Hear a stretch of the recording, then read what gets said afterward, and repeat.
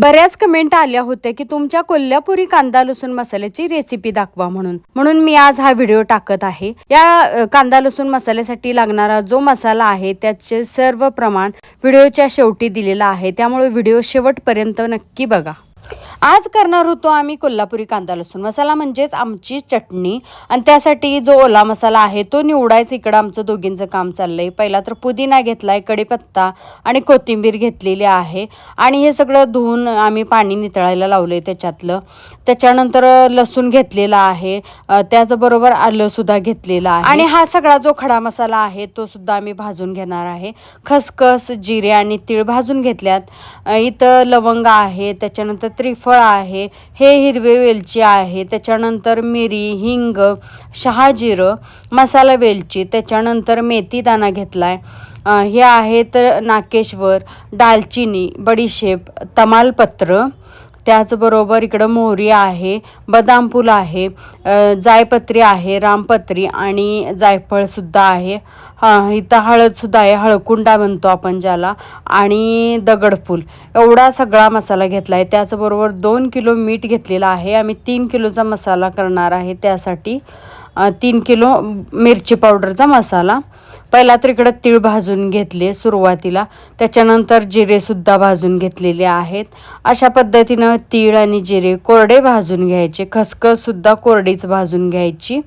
आणि नंतर मग बाकीचे जे मसाले आहेत ते मसाले थोडं थोडं तेल घालून भाजून घ्यायचे आहेत। त्याच्यानंतर कढईमध्ये थोडंसं तेल घालायचं आणि नंतर मग त्याच्यामध्ये आम्ही आता धणे घातलेले आहेत। धण्याचं प्रमाण थोडं जास्त असतं, त्यामुळे 2-2 वेळा हे भाजून घेतलेले आहेत, 2-2 बॅचेसमध्ये। अशा पद्धतीनं धणे सुद्धा चांगले भाजून घेतले। त्याच्यानंतर थोडंसं तेल घातलं आणि आता खोबरं आम्ही भाजून घेत आहोत। आता खोबरं घेताना वाट्या सुद्धा तुम्ही घेऊ शकता। आम्ही अगोदर वाट्याच आणायचो, पण चिरायला वगैरे बराच वेळ लागतो, म्हणून आता खोबऱ्याचा किसच आणतो वाळलेल्या आणि तो भाजून घेतला। नंतर तेल घालून जे छोटे छोटे मसाले आहेत ते सगळे मसाले 2-3 एकदम टाकलेले आहेत, एकाच साईजचे जे आहेत ते, आणि अशा पद्धतीनं भाजून घेतलेले आहेत।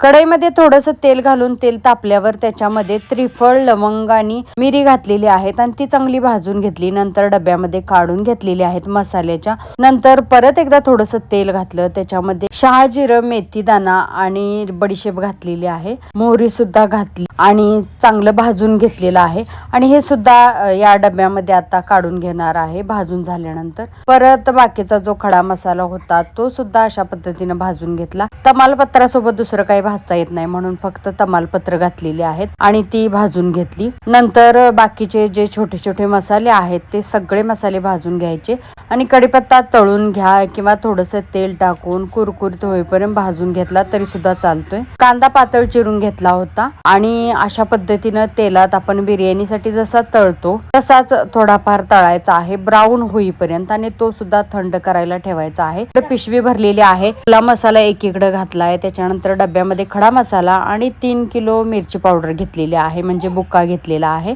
आणि आता हे सगळं डंकावरती जाऊन अशा पद्धतीनं डंकावरती मिक्स करून देतात। खडा मसाला एकीकडे बारीक केला जातो आणि ओला मसाला याच्यामध्ये बारीक केला जातो आणि अशा पद्धतीनं दोन्ही मसाले नंतर एकत्र करून पुन्हा एकदा मिक्स केले जातात आणि नंतर याच्यामध्ये मग शेवटी मिरची पावडर मिक्स केली जाते आणि सगळा मसाला मिरची पावडर मध्ये चांगल्या पद्धतीनं अशा प्रकारे मिक्स केला जातो। इथे आम्ही या डंकावरती जातो, या डंकावरती छान अशी चटणी मिसळून देतात या ताई, त्यामुळे आम्ही दरवर्षी इथेच जातो, आमच्या जवळच आहे हा डंक। अशा प्रकारे ओला मसाला, खडा मसाला, सगळा जो मसाला होता वाटलेला तो मिरची पावडर मध्ये चांगल्या प्रकारे मिक्स करून आता आपला कोल्हापुरी कांदा लसूण मसाला तयार झालेला आहे आणि या ताई आता आमच्या डब्यामध्ये तो भरून देत आहे। 3 किलो मिरची पावडरचा आम्ही मसाला करणार आहे, त्यासाठी आम्ही आलं घेतलं होतं अर्धा किलो आणि लसूण घेतली होती 1/4 किलो, हे प्रमाण सांगायचं राहिलं होतं। आणि हे आहे खडा मसाल्याचं प्रमाण, जे आम्हाला दुकानदारांनी त्यांच्या पद्धतीने दिलं होतं। अशा प्रकारे कोल्हापुरी कांदा लसूण मसाला एकदम परफेक्ट प्रमाणामध्ये आणि आमच्या घरगुती पद्धतीनं कशा प्रकारे बनवला जातो याची सर्व डिटेल रेसिपी तुम्हाला सांगितली आहे। आवडली असेल तर नक्कीच लाईक करा, शेअर करा, चॅनलला नक्की सबस्क्राईब करा। भेटूया अशाच एका नवीन व्हिडिओमध्ये, तोपर्यंत बाय।